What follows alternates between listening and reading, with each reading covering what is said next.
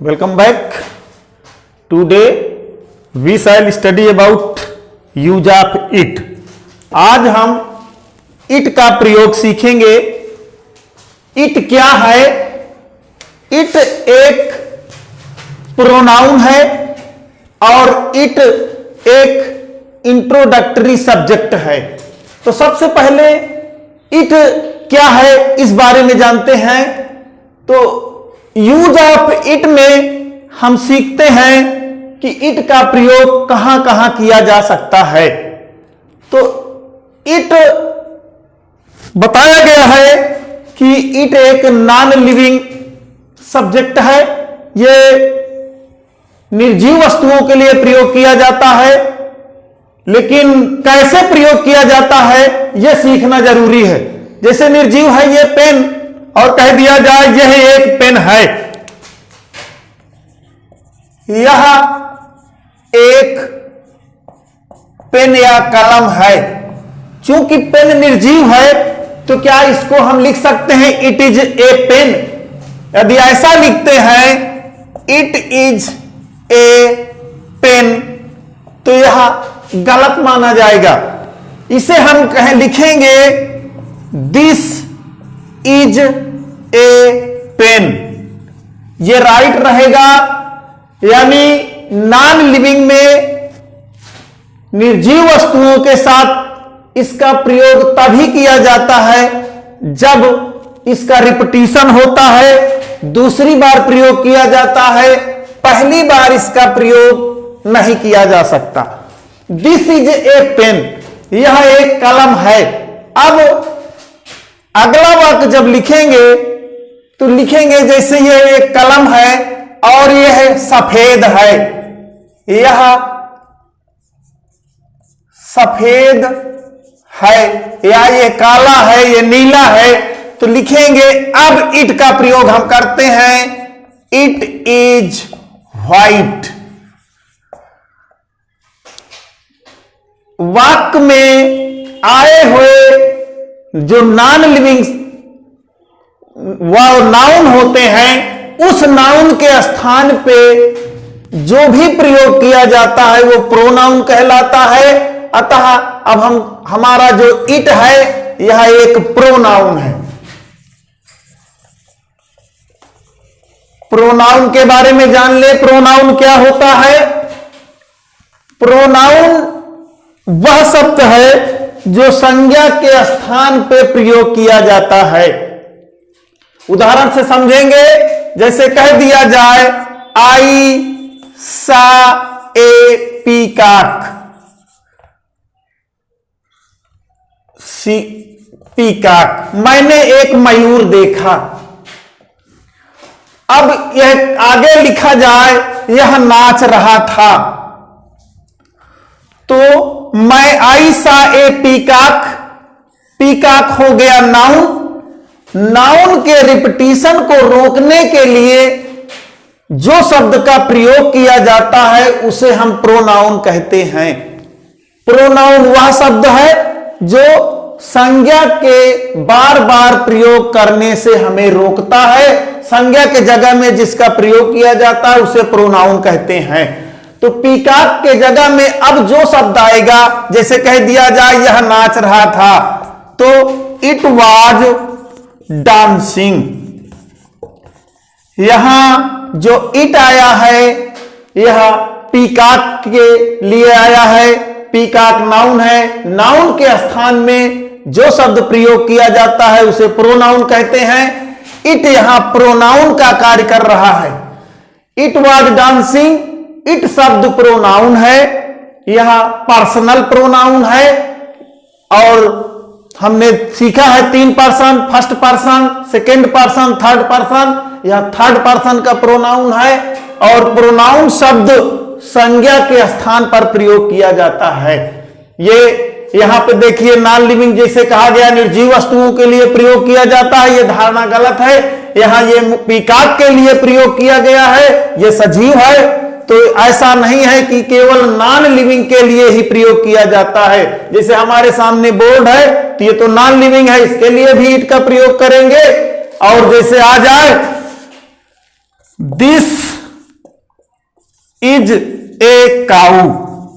यह एक गाय है और ये काली है, तो यह काली है तो लिखेंगे इट इज ब्लैक। तो नाउन के स्थान पे नाउन के रिपीटिशन को रोकने के लिए जिस शब्द का प्रयोग किया जाता है उसे प्रोनाउन कहते हैं। इट यहां पे एक प्रोनाउन के रूप में प्रयोग किया गया है। ये एक कॉन्सेप्ट हुआ कि इट को प्रोनाउन के रूप में प्रयोग किया जाता है। दूसरा, इट का यूज क्या है? इट एक इंट्रोडक्टरी सब्जेक्ट है। अब इसे समझेंगे, इंट्रोडक्टरी सब्जेक्ट किसे कहते हैं? ऐसे सब्जेक्ट, कुछ वाक्य ऐसे आते हैं जिनमें सब्जेक्ट नहीं रहता है। जो वाक्य बिना सब्जेक्ट के होते हैं उन वाक्यों को हम इंट्रोडक्टरी सब्जेक्ट कहते हैं। वहां पे हम इट का प्रयोग करते हैं जिन वाक्यों में कोई सब्जेक्ट नहीं होता। जैसे 5 बजा है, हमारे सामने आ जाए 5 बजा है या 5 बज चुका है, 5 बजा है, तो इसके लिए चूंकि इसमें कोई सब्जेक्ट नहीं है, जिस वाक्य में सब्जेक्ट नहीं होता वहां पर हम इट का प्रयोग करते हैं। इट एक इंट्रोडक्टरी सब्जेक्ट है। इसका स्ट्रक्चर बनता है, सबसे पहले इट लगाएं और इट हमेशा सिंगुलर होता है। यह सिंगुलर सब्जेक्ट का काम करता है। हमेशा इसके साथ इज लगेगा या वाज लगेगा, ना आर लगेगा ना वेयर लगेगा। इट सिंगुलर है, एक वचन है, एक वचन का करता है और ये हमेशा एक वचन की क्रिया लेगा, ये इसके लिए निश्चित है। इसके बाद हम टाइम लगा सकते हैं, इसके बाद डे लगा सकते हैं, इसके बाद मंथ लगा सकते हैं, ईयर लगा सकते हैं। तो इस स्ट्रक्चर के अनुसार हम तमाम ऐसे वाक्य बना सकते हैं जो हम चाहें। जैसे हम बनाना शुरू करते हैं, इट इज, अब टाइम लिखना है तो लिखें 5 बजा है, इट इज 5 o'clock। बजा की क्लॉक होती है, इट इज 5 o'clock, 5 बजा है।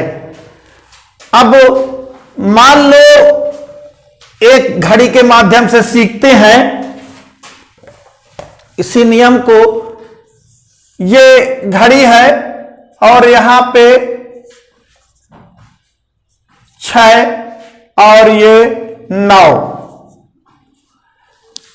ये घंटा की घड़ी है, ये मिनट की है। यदि हम इधर बढ़ते हैं समय में तो पास्ट लगाएं, यदि कम दर्शाता है तो टू लगाएं।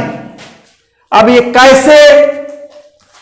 इधर घड़ी ज्यादा बताती है समय, यानी 3:10, 3:15 बताती है तो पास्ट लगाकर शो करें। यदि बताती है कि 3 बजने में 15 या 10 मिनट कम है तो टू का लगा करके प्रयोग करें। जैसे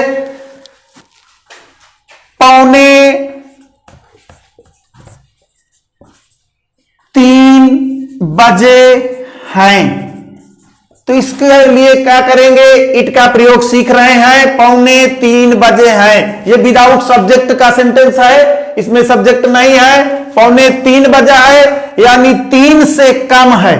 3 से कम हो तो टू लगाते हैं और लिखते इस तरह है, इट इज, पौने के लिए लिखते हैं 2। अब 2:45 बजे हैं, पौने किसे कहते हैं? पौने का मतलब होता है क्वार्टर। सवा और पौने, सवा और पौने को हम क्वार्टर कहते हैं। क्वार्टर 15 मिनट का होता है। अगर ज्यादा हो तो सवा कहते हैं और कम हो तो पौने कहते हैं। तो यहां पौने है यानी 15 मिनट कम है, क्वार्टर कहते हैं, इसे 15 मिनट कहते हैं। तो लिखेंगे इट इज क्वार्टर। अब लगाएंगे, चूंकि कम है तो टू लगाएंगे, अगर ज्यादा होता तो पास्ट लगाते, क्वार्टर टू 3 इस तरह भी लिख सकते हैं और 3 इस तरह भी लिख सकते हैं। इसी को देख लीजिए, 3:15 बजा है, 3:15 बजे हैं। तो कैसे लिखेंगे, इट इज, अब चूंकि ज्यादा है तो क्वार्टर पास्ट लिखेंगे, क्वार्टर पास्ट 3। तो क्वार्टर का मतलब सवा, क्वार्टर का मतलब पौने, लेकिन जब पौने हो तो 2 लगाएं और जब ज्यादा हो, सवा हो, तो पास्ट लगाएं। पास्ट हमें अधिक की ज्यादा की जानकारी देता है और 2 हमें न्यून यानी कम की जानकारी देता है। और सीखेंगे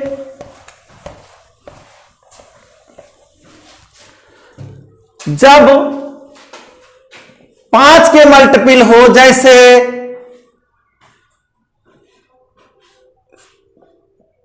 5 बजकर 10 मिनट हुआ है। किसी ने पूछा क्या समय है, तो 5 बजकर 10 मिनट हुआ है। तो किसको ऐसे लिखेंगे, इट से शुरू करते हैं, इट इज। अब 10 मिनट लिखा हुआ है तो सबसे पहले 10 मिनट इज 10।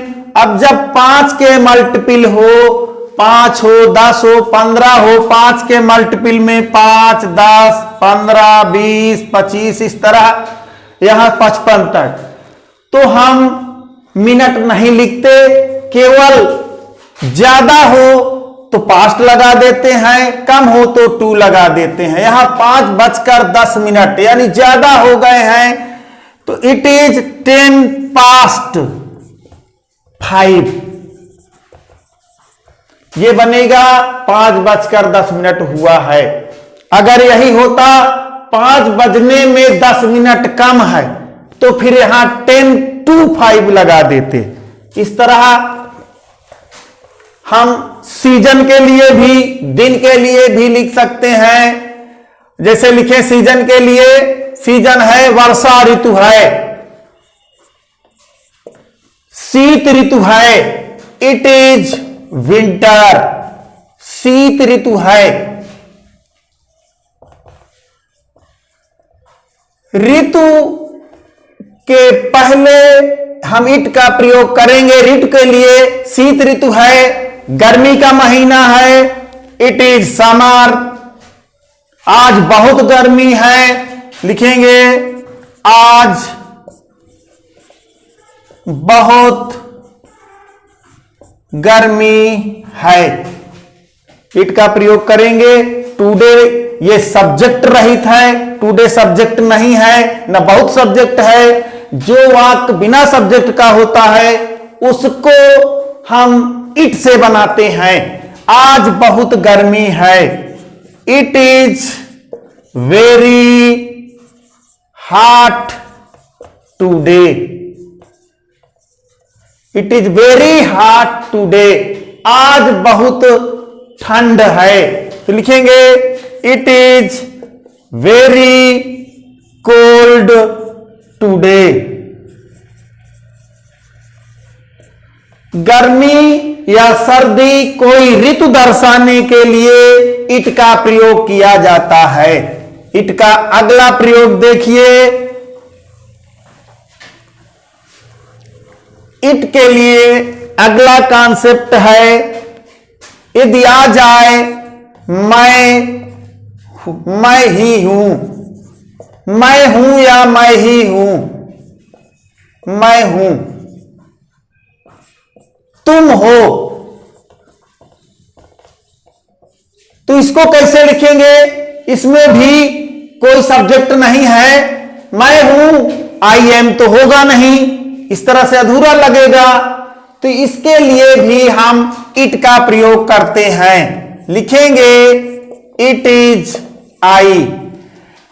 इट इज के बाद हमेशा जो भी आता है वह सब्जेक्टिव केस में आता है। इट इज मी ये गलत है क्योंकि यह ऑब्जेक्टिव केस है। इट इज के बाद जो भी आएगा वो सब्जेक्टिव केस में आएगा। तो इट इज आई होगा, इट इज मी गलत है। और इसको वाक्य और बड़ा लिखना है तो लिखेंगे ये मैं ही हूं जो ये काम कर दिया। तो लिखेंगे इट इज आई हु। अब आई के साथ क्या लगाएंगे? ये मैं ही हूं जो पूरा काम कर दिया, या जो मैंने काम सीख लिया, पढ़ लिया, लिख लिया, कुछ भी लिख सकते हैं। तो आई के अनुसार यहां पे हैव आएगा। हु हैव डन जिसने कर दिया, दिस वर्क यह काम। It is I who have done this work. तो यहां आई है, अगर यहां पे आई के बजाय आ जाए इट इज ही, ये वो है, वही है जिसने सारा काम कर दिया। तो यहां ही आने से यहां हो जाएगा हैज। समझ में आ रहा है? इट हमेशा सिंगुलर लेती है, लेकिन जो सब्जेक्टिव केस में आएगा अगली क्रिया उसी के आधार पर अपना रूप लेगी। यहां ही है तो सिंगुलर लेगी, आई यू दे हुआ तो प्लूरल लेगी। इस तरह और उदाहरण से समझते हैं। ये हरी है, हरी ही है जो झूठ बोल रहा है।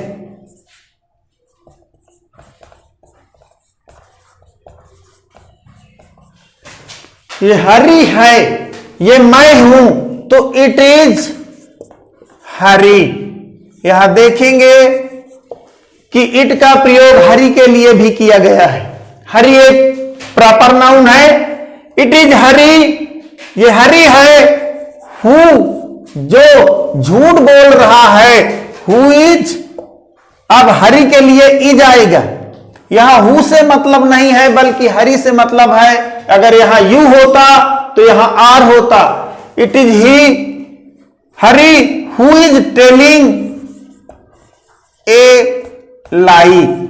इस तरह एक देख लीजिए, मान लीजिए यहां पे हरी के बजाय हम लिख देते हैं यह तुम ही हो, तुम ही हो जो झूठ बोल रहे हो।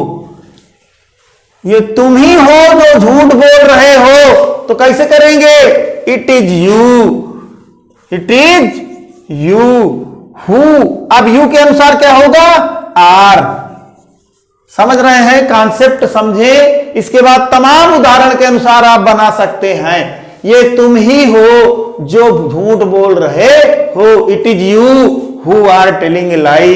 ये मैं ही हूं जो झूठ बोल रहा हूं, it is I who I am. अगर आई आ जाता है तो फिर आई एम लग जाएगा। Who I am telling a lie. It is they, ये वही है जो झूठ बोल रहे हैं, it is they who are telling a lie. इस तरह तमाम हम वाक्य बना सकते हैं। केवल हमको स्ट्रक्चर मालूम होना चाहिए, तरीका मालूम होना चाहिए कि कैसे वाक्य का निर्माण करें। अगला कॉन्सेप्ट देखेंगे,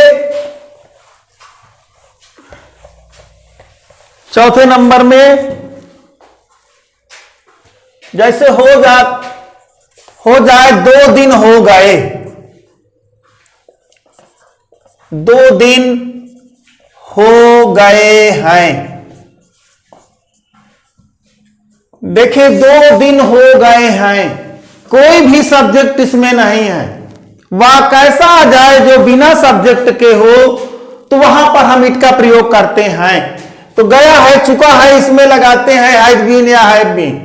तो हैज गया है चुका है, तो यहां पे इट हैज बीन, बी माने होना, हैज क्या है, हैज क्रिया है, कौन सी, परफेक्ट की सहायक क्रिया है। जब प्रेजेंट परफेक्ट हो तो हैव हैज का प्रयोग करते हैं और हमेशा हैव हैज के साथ क्रिया का थर्ड फॉर्म लगाते हैं। क्रिया क्या है, बी, बी का थर्ड बीन। तो यहां बी माने होना और बी का थर्ड होता है बीन। तो बी माने होना, चूंकि गया है, खाया है, पिया है, सोया है, रोया है, यदि आ जाए, चुका है आ जाए, तो वहां परफेक्ट होता है और परफेक्ट के लिए हैव हैज का प्रयोग करते हैं। तो इट हैज बीन, हो गए हैं 2 दिन, 2 डेज, 2 दिन हो गए हैं। अगर कोई बोलता है, कुछ भी कहते हैं, कितने दिन हो गए, तो 2 दिन हो गए हैं। विदाउट सब्जेक्ट का ये सेंटेंस है, सब्जेक्ट रहित वाक्य है। इसको कैसे बनाएं, जहां सब्जेक्ट रहित वाक्य मिल जाए आपको, उसका प्रयोग इट के द्वारा प्रयोग करके इट का आप नया सेंटेंस वाक्य का ट्रांसलेट इस तरह करें जैसे बताया जा रहा। 2 दिन हो गए हैं, 2 महीने हो गए हैं, 2 साल हो गए हैं। हमको चेंज क्या करना है, अगर यहां साल हो तो ईयर लिखना है, महीना हो तो मंथ लिखना है, 2 के बजाय 4 हो तो हमको 4 लिख देना है, 1 हो तो 1 लिख देना है। यहां पे कोई प्रॉब्लम नहीं है, 2 दिन हो गए हैं, ठीक है। यदि आ जाए मुझे 2 दिन हो गए हैं, तुम्हें 2 दिन हो गए हैं, उसे 2 दिन हो गए हैं, तो हमको केवल मुझे हो तो जोड़ना क्या है, टू मी। तुम्हें हो जाए तो जोड़ना क्या है, टू यू। उसे आ जाए टू हिम, यानी यहां पे ऑब्जेक्टिव केस में लगाएंगे टू के साथ। उसे 2 दिन हो गए हैं तो लिख देंगे it has been 2 days to him. उनको 2 दिन हो गए हैं तो बहुवचन में आ गया, देम लगाएंगे टू देम। इस तरह केवल कॉन्सेप्ट समझे और इस तरह से अपने आप वाक्य का निर्माण करना सीख लें। एक और देखते हैं अगला कॉन्सेप्ट में, जैसे लगता है आ जाए, समय लगना। मैं 2 घंटा मुझे लगता है, या पढ़ता हूं 2 घंटे में, मुझे नहाने में 2 घंटे लगते हैं, पढ़ने में याद करने में 2 घंटे लगते हैं। यदि लगता है आ जाए तो जिसे वाक्य आ जाए, मुझे 5 मिनट लगता है, या पहले लिखे 5 मिनट लगता है, 5 मिनट लगता है। यह वाक्य विदाउट सब्जेक्ट है, 5 मिनट लगता है। तो कैसे लिखेंगे इसको, इट टेक्स 5 मिनट, 5 मिनट लगता है। 4 मिनट लगता है, इट टेक्स 4 मिनट। 1 घंटा लगता है, 5 घंटा लगता है, 10 घंटा लगता है, इट टेक्स उसी तरह बदलते जाइए, 5 hours, 5 days, 5 year, 5 month, 4 month, यहां कुछ भी लगा सकते हैं जो आप चाहें, केवल स्ट्रक्चर आपको मालूम होना चाहिए। 5 मिनट लगता है, इट टेक्स 5 मिनट। ये विदाउट सब्जेक्ट का सेंटेंस है, 5 मिनट लगता है, इसमें कोई सब्जेक्ट नहीं है, इसलिए इट का प्रयोग लगना के लिए टेक लगाते हैं, इट टेक्स 5 मिनट।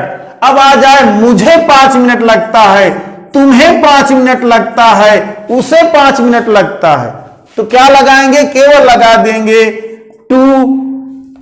तुम लगा है तो यू, मुझे लगा है तो मी, उसे लगा है तो him. It takes 5 minute to you, तुम्हें 5 मिनट लगता है।